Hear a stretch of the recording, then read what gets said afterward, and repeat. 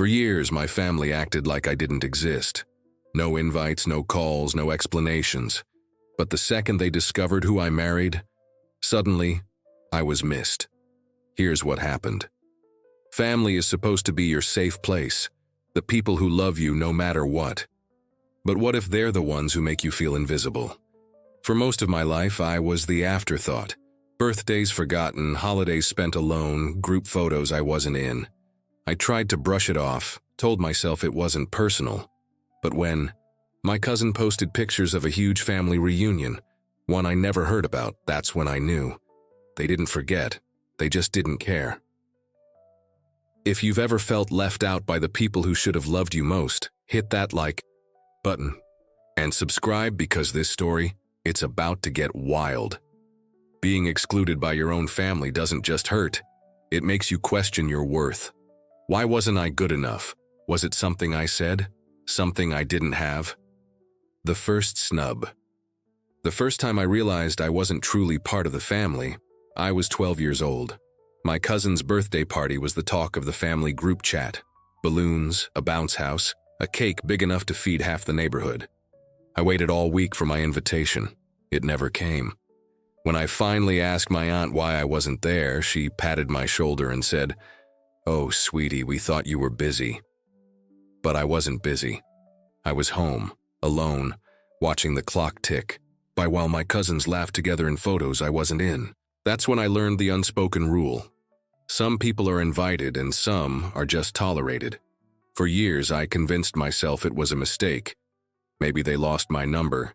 Maybe they assumed someone else would tell me. But then it happened again. And again. A graduation party where my name slipped their mind. A holiday dinner where they ran out of space. Each time, the excuse was different, but the message was the same. You don't belong here. The worst part? They didn't even try to hide it. I'd see the pictures later. My aunts, uncles, cousins, all grinning in matching outfits, captioned, "Family is everything," while I sat in my room wondering what was wrong with me. I started to believe them. Maybe I was too quiet, too awkward, too unremarkable to deserve a seat at the table. It took me years to understand the truth. Their exclusion wasn't about me at all. It was about them. Their pettiness, their favoritism, their need to feel important by deciding who mattered and who didn't. But that first snub? That was the seed. The moment I realized love shouldn't come with conditions, and family shouldn't make you beg for scraps of their attention. The pattern. The birthday party was just the beginning. What started as isolated incidents soon revealed itself as a cruel pattern. One I was too young to recognize at first, but became impossible to ignore. Graduation came and went without a single card from relatives who lived just blocks away. When my sister got married, I only knew about the wedding because a neighbor mentioned seeing decorations at our aunt's house. Each exclusion stung differently, yet felt hauntingly familiar. That sinking feeling when you check your phone and realize no one thought to include you. The excuses became predictable theater. We assumed you wouldn't want to come. Your invitation must have gotten lost in the mail. We didn't want to bother you. The worst was when they'd feign surprise. You mean no one told you? As if my absence was some mysterious accident rather than their conscious choice. I began noticing the careful choreography of their exclusion. How conversations would suddenly shift when I entered the room. How group photos were always taken during the 5 minutes I'd stepped away. How my achievements were met with silence, while my cousin's smallest milestones sparked family-wide celebrations. The most painful part wasn't even the rejection itself. It was the gaslighting. The way they'd insist I was being too sensitive while simultaneously proving my feelings right. I kept meticulous mental notes. The Christmas I spent alone while they exchanged gifts without me. The family vacation they planned around my work schedule but never actually invited me to. The emergency hospital visit where not one relative called to check on me. These weren't oversights, they were choices. And with each deliberate omission, the message became clearer. I existed on the periphery of this family. Welcome only when convenient. Remembered only when useful. It took years to understand this wasn't about my worth. It was about their character. And that realization, painful as it was, became my first step toward freedom. The excuses. The excuses became an art form, each one more creative than the last, yet all serving the same purpose: to disguise deliberate exclusion as innocent oversight. "You live too far away," they'd claim, though my apartment was closer than 3 other relatives who always made the guest list. "We didn't have your new number," they'd insist, despite me carefully updating my contact information every Thanksgiving. The most inventive one came when I confronted them about missing a baby shower. The group chat wasn't working properly that day, as if technology selectively failed only for me. What hurt most wasn't the lies themselves, but how lazily constructed they were. The bare minimum effort put into pretending they cared enough to lie well. Sometimes they wouldn't even bother with excuses, just awkward silences and changed subjects when I pointed out another missed event. I began collecting these explanations like morbid souvenirs. "We thought you were traveling." I wasn't. It was very last minute, planned for months. We didn't want to impose, while imposing on everyone else. The real message behind each flimsy justification was crystal clear. We don't value your presence enough to either include you honestly or craft a believable excuse for why we didn't. The psychological toll was worse than outright rejection, because it forced me to participate in this charade, to pretend I believed their transparent lies just to keep the peace. I'd nod along to explanations that made no logical sense, smiling through the humiliation of being treated like someone too stupid to recognize obvious falsehoods. This dance of deception revealed an uncomfortable truth. They weren't just excluding me. They were training me to accept exclusion as normal, to internalize the idea that I deserved these crumbs of consideration. The day I stopped accepting their excuses was the day I started reclaiming my self-respect. The breaking point. Social media became my accidental truth teller that day. I was scrolling mindlessly when a notification popped up. My cousin had tagged the family in a new album. The thumbnail showed a sea of smiling faces under a banner that read, "Johnson Family Reunion 2022. My stomach dropped before I even clicked. There they all were. Aunts, uncles, cousins I hadn't seen in years, gathered around picnic tables at the same lakeside park we'd visited every summer when I was a child. The photos told a story of inside jokes I didn't understand, group hugs I wasn't part of, and a framed family tree where my branch might as well have been erased. Someone had even made matching t-shirts. The caption cut deepest: "Nothing like having all your favorite people in one place." That's when the final illusion shattered. This wasn't about forgotten invitations or misplaced addresses. This was a conscious, coordinated effort to write me out of the narrative. The comment section was a knife twist of its own. "Best reunion ever. Can't wait for next year." Each enthusiastic response another confirmation that my absence hadn't just been noticed. It had been preferred. I clicked through every photo, with morbid fascination, studying each frame for any sign that someone had asked where I was, any hint of guilt or hesitation in their smiles. There was none, just unfiltered joy in their complete, uninterrupted togetherness. That album became my Rosetta Stone for understanding 2 decades of exclusion, not as isolated incidents, but as chapters in a story where I was never meant to be a main character. The pain was physical, like someone had reached into my chest and twisted every rib. But beneath the hurt came something unexpected: clarity. Finally, seeing the truth in high definition freed me from the exhausting cycle of hoping things would change. They didn't forget me. They chose this. And that realization, as devastating as it was, became the solid ground from which I could finally walk away. Walking away. The moment I closed that photo album, something inside me broke open, not with sadness, but with a quiet, terrifying freedom. I finally understood what I needed to do. That night, I deleted every family member's contact without ceremony, their numbers disappearing like stones dropped into dark water.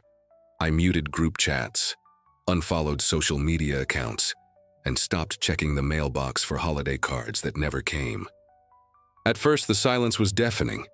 I'd catch myself waiting for my phone to buzz with some belated excuse or half-hearted apology. But the calls never came, and slowly, I stopped expecting them. I filled the emptiness they left with things that actually nourished me. Friday night dinners with friends who became family, weekend trips to places I'd always wanted to visit, the simple pleasure of making plans without first consulting some invisible family calendar that never included me anyway. There were still moments when the grief would ambush me. Seeing a father-daughter dance at a wedding, overhearing co-workers complain about their nosy relatives, the first Christmas morning I woke up to no messages. But even in those painful moments, I recognized something miraculous. The absence of their rejection hurt less than the constant anticipation of it. I was no longer draining my energy reading into every ignored text or analyzing tone-deaf comments. The mental space I'd wasted decoding their behavior became available for better things, for building a life where I wasn't constantly auditioning for a role they'd already decided I wouldn't play. Walking away wasn't an act of anger, though. I had plenty. It wasn't about punishment, though they probably saw it that way. It was the most loving thing I could do for myself, to stop begging for scraps from people who'd already shown me they had no intention of feeding me. For the first time in my life, I understood what it meant to choose myself. Meeting him, life has a way of balancing the scales when you least expect it. Just as I'd made peace with my solitude, he walked into my world, not with fanfare, but with the quiet certainty of someone who belonged there. We met accidentally at a charity book drive, both reaching for the same worn copy of Gabriel Garcia Marquez. His first words to me weren't flattery or forced charm, but a genuine observation about magical realism that sparked a 3-hour conversation over terrible coffee. There was an effortless quality to him, a man comfortable in his own skin who asked thoughtful questions and actually listened to the answers. The more time we spent together, the more I realized he represented everything my family wasn't: present without agenda, interested without interrogation, kind without conditions. He never once asked why I never mentioned relatives or why I spent holidays with friends instead of blood relations.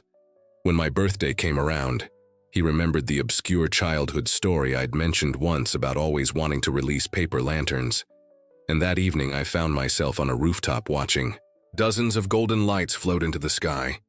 With him, I experienced what it meant to be valued for my thoughts rather than my utility, for my company rather than my connections. His success, which I'd learn about much later, never factored into our dynamic. He was just a man who loved literature, hated cilantro, and made me feel seen in ways I didn't know were possible. Our relationship became my living rebuttal to everything my family had implied about my worth, proof that love shouldn't require negotiation or justification. He didn't complete me, but he helped me recognize I'd been whole all along. And when the time came, marrying him wasn't an act of rebellion against my family, but the quietest, surest yes I'd ever spoken. The wedding. Our wedding day was nothing like the elaborate family affairs I'd been excluded from my whole life. And everything I never knew I needed. We chose a quiet seaside chapel with just 12 guests, all carefully selected friends who had become our real family over the years. There were no seating charts to navigate, no obligatory invites to distant relatives, no tense negotiations about who would stand where in photos. Instead, there was the salty breeze carrying the scent of gardenias, the sound of waves providing the only music we needed, and the kind of deep, uncomplicated joy that comes when every face looking back at you genuinely wishes you happiness. I wore a simple ivory dress that fluttered in the ocean wind, rather than some stiff gown chosen to impress relatives. Our vows weren't performative speeches for an audience, but quiet promises exchanged with tears in our eyes and sand between our toes. The reception was burgers on the beach at sunset, our friends laughing as they tried to keep paper plates from blowing away. What struck me most was the absence of certain emotions. No anxiety about who might be whispering in the corner. No dread of inevitable drama. No exhausting performance of familial obligation. Just pure, undistilled celebration. When we cut the cake, a small lemon raspberry creation from our favorite bakery, it occurred to me that this was the first family event in my life where I wasn't an afterthought or a pity invite. I was the reason everyone had gathered, surrounded by people who actually wanted to be there. That day healed something in me I hadn't realized was broken. The belief that love had to be earned through constant striving. Our wedding became living proof that I was worthy of celebration exactly as I was, with or without blood relatives there to witness it. The family I'd chosen showed up in ways the one I was born into never had. The leak. The universe has a peculiar sense of irony.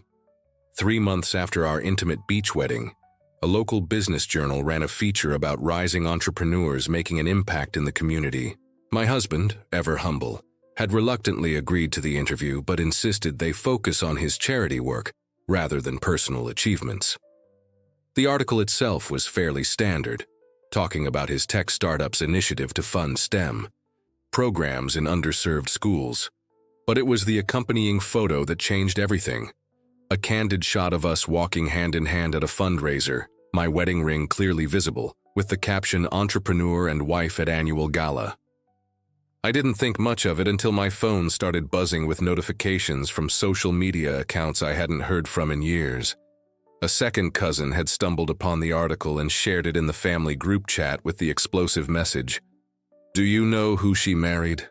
Suddenly, the same relatives who couldn't be bothered to save my contact information were reverse engineering every detail of our lives. They discovered his net worth through public records, found our wedding registry, still active online, even dug up old photos of us together at various events they'd never been invited to. The article itself was flattering but modest, just enough to confirm his success without revealing the full extent of it. But for my family, that tiny glimpse was all they needed to recalculate my entire worth in their eyes. It was equal parts hilarious and heartbreaking to watch them connect dots that had been publicly available for months, if they'd ever thought to look. The same people who claimed they could never reach me suddenly became expert detectives, piecing together a life I'd deliberately kept separate from theirs. That single photograph, meant to illustrate community involvement, became the key that unlocked years of manufactured indifference. And their reaction. That was the most revealing part of all. The flood. The deluge began within hours of the article's publication, a torrent of sudden attention so transparent it would have been comical if it weren't so pathetic. My phone, silent for years when it came to family matters, suddenly became a carnival of notifications. Text messages poured in with jarring familiarity. "We miss you," from cousins who'd never known my address. "Let's catch up," from aunts who'd never asked about my life before.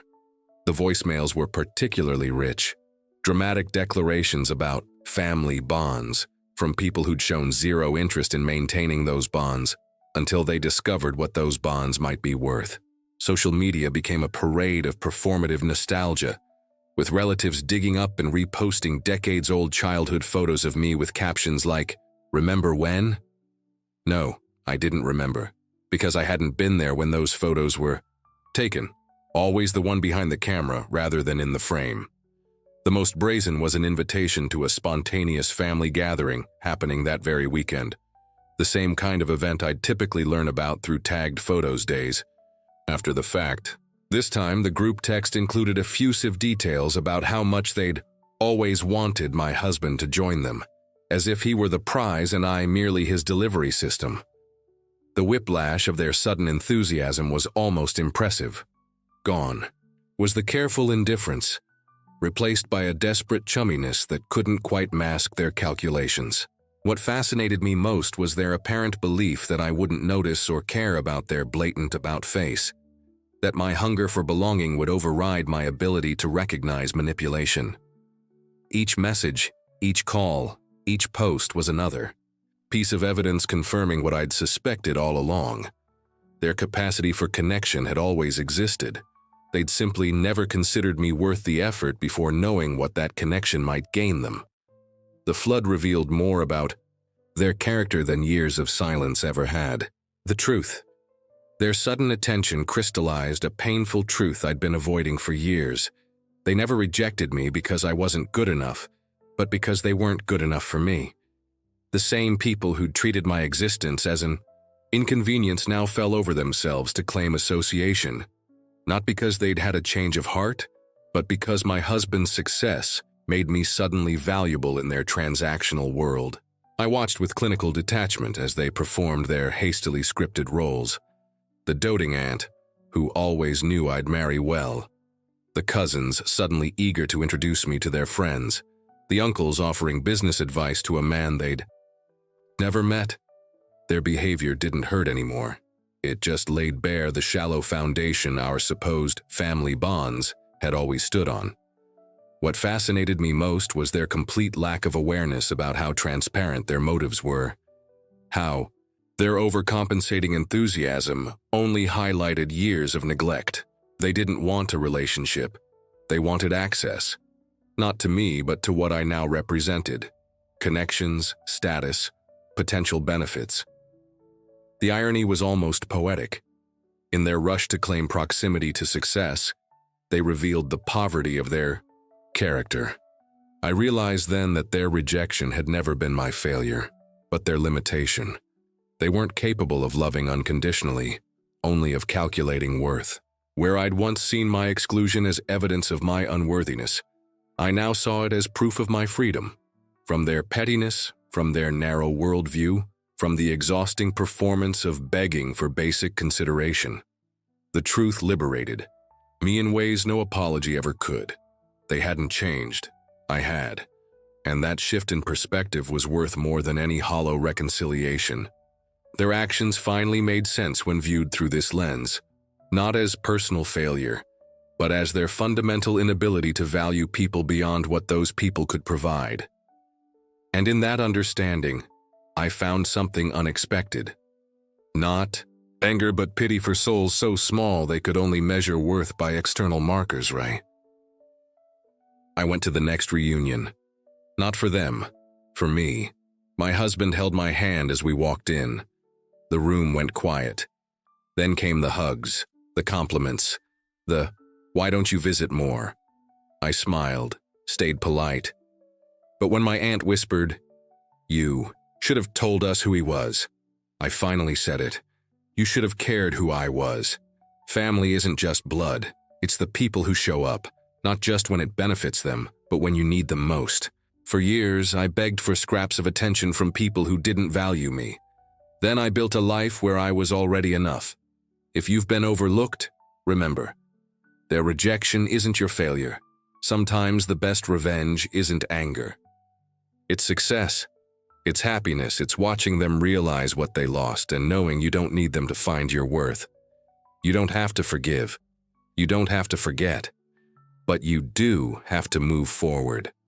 Because the world is full of people who love you for you. Not for who you're married to, not for what you can offer. And that's real family. If this story resonated with you, smash that like button and subscribe. Tell me in the comments, have you ever been excluded by family? You're not alone. Sometimes closure doesn't come from an apology. It comes from realizing you never needed one.